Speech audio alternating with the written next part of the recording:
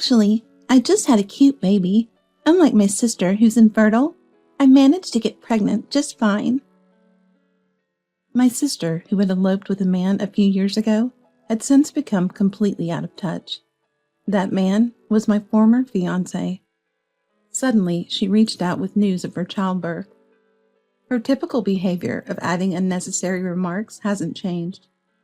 This is because, in the past, she often made sarcastic comments to me. Women who are infertile don't deserve to get married. You should just stay lonely and single forever. I was looked down upon by my sister because I couldn't easily conceive a child with my then fiancé. But at that time, I had no idea that my fiancé and sister were secretly nurturing their love. Soon after, my sister and my fiancé eloped, disappearing from my life. The shock and sadness of that time are something my sister, who easily stole my fiancé, could never understand. Now, 4 years later, she suddenly contacted me. I am Natalie. I've been a freelance photographer for 5 years. This year, I turned 33. My work income is finally stable, but I'm still in a state where I can't let my guard down. 4 years ago, when I was at the lowest point in my life due to a shocking event, my husband Kenneth reached out to me. They say love wounds heal intentionally, and now the sadness of being betrayed by my former fiancé has completely healed. And to think that even my own sister did the same. In other words, she knew he was my fiancé and still took him away.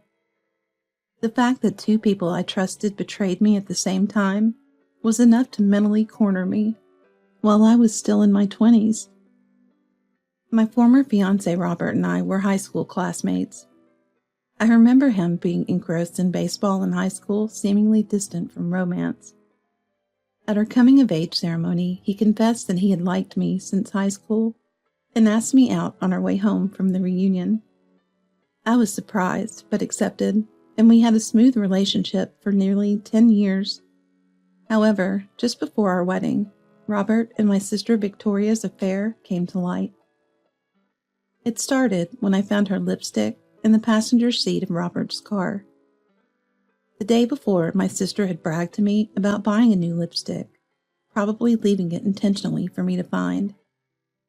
Before that, there were many suspicious things, like her joining our dates coincidentally, and Robert and Victoria's replies to my messages coming simultaneously. Thinking they were mocking me behind my back, I couldn't stop crying in frustration, far from apologizing. You couldn't have kids with Robert, right? It's sad that you wasted his time. An infertile woman doesn't deserve to marry. You should stay lonely and single forever. My sister taunted. Indeed, Robert and I struggled to conceive. Though we were still engaged, we both wanted children soon, and tried multiple times unsuccessfully. I continued to visit the hospital, but Robert grew tired of it and stopped going. During that time, he developed a relationship with my sister. Robert assumed the infertility issue was mine and discussed it with my sister. He often praised her as cute, perhaps targeting her from the beginning. Realizing his feelings, my sister met him several times secretly. Robert said he would have chosen me over you if he met me first. I'm younger and cuter, not infertile, and have a better personality. Are you okay with that? Maybe you should break up soon. My sister, insensitive and cruel, tortured me with her words. She couldn't stand being inferior to me in academics or sports, so she'd been like a devil to me since childhood. The fact that my beloved was secretly seeing my sister, touched me with the same hands, and wasn't serious about our future along with many other things, overwhelmed me to the point of being unable to do anything. As for our parents, they always favored Victoria, who was blessed with good looks. Mom, a former reader model in her 20s with great beauty and style, was adored by Dad, who did whatever Mom wanted and treated me coldly, just like her. Though there was no physical abuse, the blatant difference in their attitudes towards us was heart-wrenching. So when I complained about my sister stealing my fiancé, I knew our parents wouldn't scold Victoria. Now we hardly communicate, and I don't plan to involve them in my life anymore. While I was down, it seems my sister and her partner proceeded with their wedding preparations and disappeared. Since then, their contact information has changed, and they became unreachable. Meanwhile, I worked hard as a photographer. I met my husband. Kenneth, who married me a year ago, financially and emotionally rescued me when I was still freelancing. Natalie, I love your photos the most. He said the words I needed to hear, helping me recover from despair. He supported me through the toughest time of my life, so even though we were newlyweds, I trust him wholeheartedly. We clash in work, but I love how he keeps it separate from our private life. While enjoying a smooth marriage and nearly forgetting the past, one day an unknown number called my phone. "Hello, it's Victoria. Surprised your number hasn't changed, big sis." It was my sister. It had been years, and her voice seemed calmer than before, which was somewhat reassuring. But her character remained unchanged, dodging all my questions. I asked repeatedly where she had been and what she'd been doing, but Victoria only talked about what she wanted to say, ending with, "I had a baby. Unlike you, I got pregnant easily. I thought I'd let you know since we're family. Come visit with a gift. I want to meet." She unilaterally gave me her address and date. Though I decided not to get involved, I reflexively took notes. I felt pathetic, but wondered if I should show up for my pregnant sister. After the call, I contemplated and decided to discuss it with Kenneth, who knew the situation. After hearing everything, he pondered and then surprised me with his words. "I'll come too. It's a chance to meet your sister, and I'd like to greet her. Actually, there's something I want to check." I was astonished at what he wanted to verify. Though it wasn't confirmed, the possibility made me agree to his coming along. The address was about an hour's drive from our place. On the day, Kenneth had something to attend to, so I went ahead planning to meet her. Driving there, I resolved not to get upset by whatever my sister said. She's been a queen bee since childhood due to our parents' upbringing. Such people don't change overnight, so I've learned to deal with her. As I've grown older, I've found the strength to not let every little thing affect me. You can't sustain yourself if you get emotional about every single thing. Her place was a fancy high-rise apartment. I took the elevator to the given floor and rang the doorbell. Ding dong! Victoria, holding a baby and in high spirits, answered immediately. At first glance, I knew the baby wasn't my ex-fiancé's child. The baby had blue eyes and light yellow hair. "Welcome, come on in. This is my husband, Robert. Oh, I guess I didn't need to introduce him, huh? Sorry about that time." "It's in the past. It doesn't matter." I calmly replied, not to be swept up by her carefree demeanor. Robert, slightly awkward, pacified my sister while inviting me in. In the living room. "Here, this." I handed her a gift bag, and her face changed. "This is what I wanted. You're surprisingly thoughtful." She tore open the wrapping on the spot, then, seeing the content, grimaced. "What's this color? It's ugly. You have bad taste." She twisted her mouth and carelessly dropped the box on the floor. Robert hurried to pick it up, but I wasn't bothered. "Seems you came alone. Are you still single, sis?" "What?" "I didn't say you had to come alone. You could have brought your husband. You seem still single." "No, I got married a year ago." There was a brief pause, then she taunted further. "Really? Congratulations. But I bet he's unattractive, right? Not earning enough to live in a big high-rise like this. You're over 30 without money, and having kids must be tough. Plus, a husband who lets his wife carry such ugly luggage must have bad taste. What does your husband do?" My sister, gleeful at having someone to belittle, relentlessly looked down on me. Each time, Robert would quietly say, "Well, well," or, "Calm down." his attempts at soothing seemed almost comical. So I stood there emotionless. Then the doorbell rang. Ding dong. "Who's that? Go check, will you?" Victoria commanded Robert, pointing with her chin while holding the baby, and sent him to the door. Shortly after, Robert returned with someone. It was my husband. Victoria, surprised by the tall man's arrival, scrutinized my husband, who wore sunglasses and a hat. "Is this guy your husband, sis? Nice to meet you, but isn't it a bit rude to be late?" My husband responded to her sarcasm by removing his accessories. "Nice to meet you. Sorry for being late. I'm Natalie's husband, Kenneth." Seeing my husband's face, Victoria started trembling. I had an inkling this would happen. Kenneth is a popular model for a top women's magazine in the country. Lately, he's been appearing more in other media, increasing his personal fame. "Wow, Natalie's husband is Kenneth?" Robert exclaimed loudly. My husband gave him a stern look. "Please refrain from casually using my wife's name. I'm afraid of what kind of person you are, so mind your words." Robert turned pale, but Victoria looked unconvinced. With a resentful glare, she asked me, "How did you catch such a wonderful man? You two seem mismatched." I honestly explained that we met at a magazine shoot where I was working as a photographer. Still unsatisfied, she changed the subject. "But weren't you infertile, sis? Does your husband know that? I have this cute baby, but you'll never have one. Poor husband." Her face turned red in her triumphant moment. "Look at this face. Looks just like Grandpa, right? You must be jealous," she touted. She was so desperate that her spit flew my way, which was unpleasant.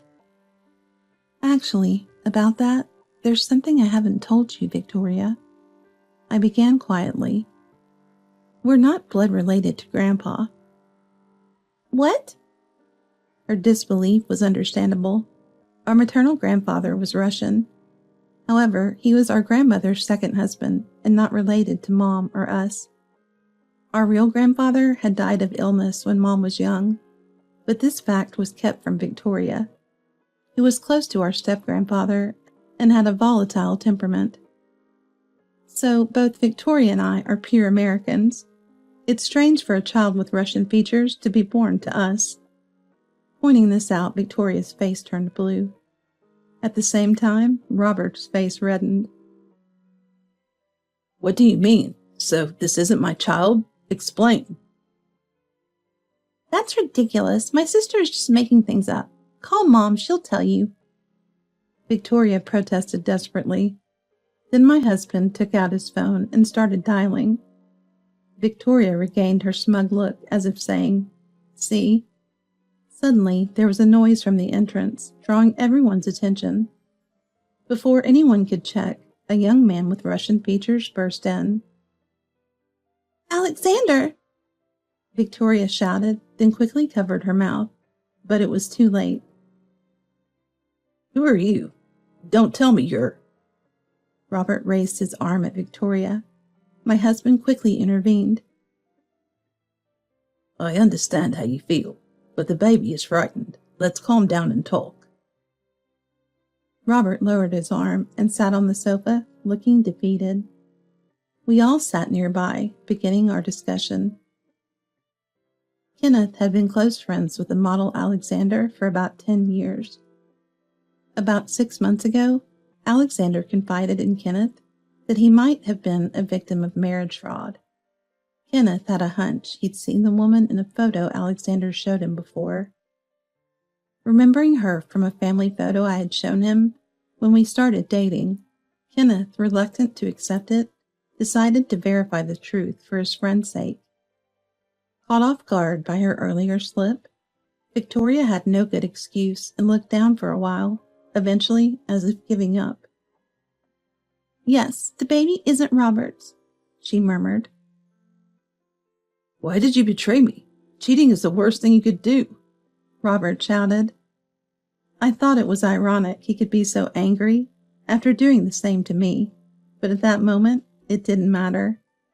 My strong-willed sister retorted to his yelling. "It's your fault we couldn't have kids. I kept quiet about it, but what's with that attitude?" Indeed, neither my sister nor I could have children with Robert because the issue was with him. However, my sister had mocked me relentlessly as an infertile woman, so I guess she couldn't admit it. Desperate for a child, my sister used a matching site to meet Alexander, hoping for a cute, half-faced baby. She convinced Robert that the baby had inherited our grandfather's traits. Logically, it's a stretch to think a baby with Russian features would suddenly be born to an American-faced sister and her American mother. Moreover, it seems she made marriage-like statements to Alexander when they met. Alexander, believing they were dating with marriage in mind, cooperated with her desire for a child.